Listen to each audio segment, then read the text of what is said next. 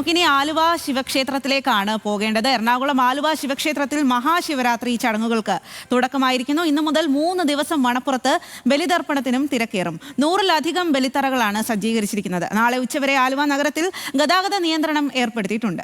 Anil George ആണ് കൂടുതൽ വിവരങ്ങളുമായി ചേരുന്നത്. ആലുവ മണപ്പുറത്ത് നിന്നും ശിവക്ഷേത്രത്തിൽ നിന്നും വലിയ തരത്തിലുള്ള ആൾത്തിരക്കുണ്ടാകും അവിടെയെന്ന് മനസ്സിലാക്കാം. അനിൽ, അപ്പോൾ എത്രയധികം ആളുകളാണ് ബലിതർപ്പണത്തിനായിട്ട് എത്തിയിരിക്കുന്നത്? ചടങ്ങുകൾ ഏതു രീതിയിലാണ് ക്രമീകരിച്ചിരിക്കുന്നത്? അതുപോലെ തന്നെ ആളുകൾക്ക് സുരക്ഷിതമായി സൗകര്യത്തോടുകൂടി ബലിതർപ്പണം നടത്തുവാനുള്ള കാര്യങ്ങളൊക്കെ തന്നെ അവിടെ ഏർപ്പാടാക്കിയിട്ടില്ലേ? തീർച്ചയായും സ്വാതി, ഇന്ന് രാവിലെ മുതൽ തന്നെ ബലിതർപ്പണവുമായി ബന്ധപ്പെട്ട ചടങ്ങുകൾ ഒക്കെ തന്നെ ആലുവ മണപ്പുറത്ത് ആരംഭിക്കുകയും ചെയ്തിരുന്നു. കാരണം ഇന്നലെ അർദ്ധരാത്രിക്ക് ശേഷം ശിവരാത്രി ആരംഭിച്ചതോടുകൂടി ബലിതർപ്പണത്തിനുള്ള സമയം ആയി എന്ന് അധികൃതർ അറിയിക്കുകയും ചെയ്തു. ഇതനുസരിച്ച് വലിയ തോതിലുള്ള ക്രമീകരണങ്ങൾ ഇന്നലെ മുതൽ തന്നെ ഇവിടെ ഏർപ്പെടുത്തിയിട്ടുമുണ്ട്. 110-ലധികം ബലിത്തറകളാണ് ദേവസ്വം ബോർഡ് വകയായി ഇവിടെ ഒരുക്കിയിരിക്കുന്നത്. അതിനനുസരിച്ച് ഭക്തജനങ്ങൾ ഇവിടേക്ക് എത്തുകയും ബലിതർപ്പണ ചടങ്ങുകൾ നടത്തുകയും ചെയ്യുന്നുണ്ട്.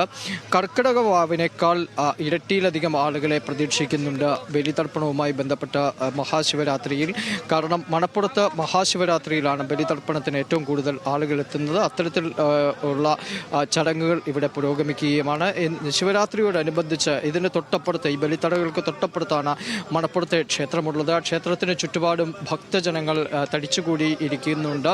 ഇന്ന് മുഴുവൻ ഉറക്കളച്ചിരുന്ന ശിവസ്തുതികൾ ചൊല്ലി ഭഗവാനോടുള്ള പ്രത്യേകമായ പ്രാർത്ഥനകളോടുകൂടി ഒരു രാത്രി മുഴുവൻ വിശ്വാസികൾ ഇവിടെ കഴിയുകയും ചെയ്യും. വലിയ തോതിൽ ഭക്തജനങ്ങൾ ഇവിടേക്ക് ഒഴുകിയെത്തിക്കൊണ്ടിരിക്കുകയാണ്.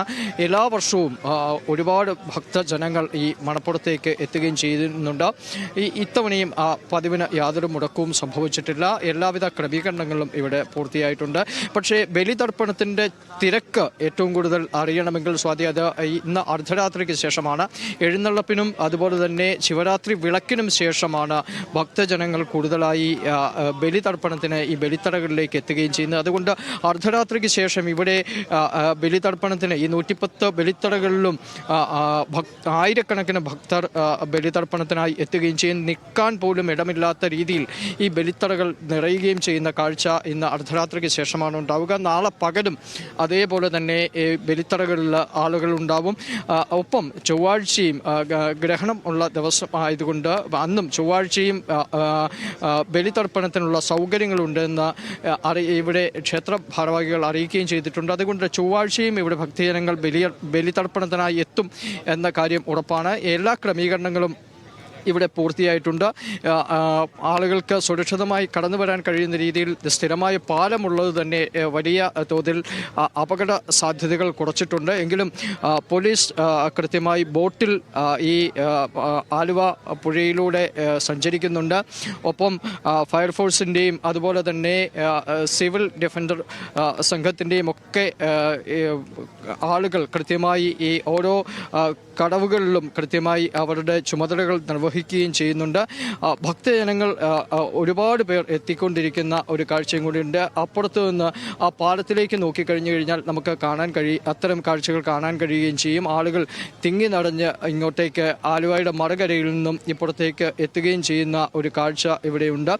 ഇന്ന് മുഴുവൻ ഇപ്പോൾ ഈ ശിവക്ഷേത്രത്തിൽ നിന്ന് വലിയ തോതിൽ നാമജപങ്ങൾ ഉയരുകയും ചെയ്യുന്നുണ്ട്. അത് ഇന്ന് രാത്രി മുഴുവൻ തുടരും.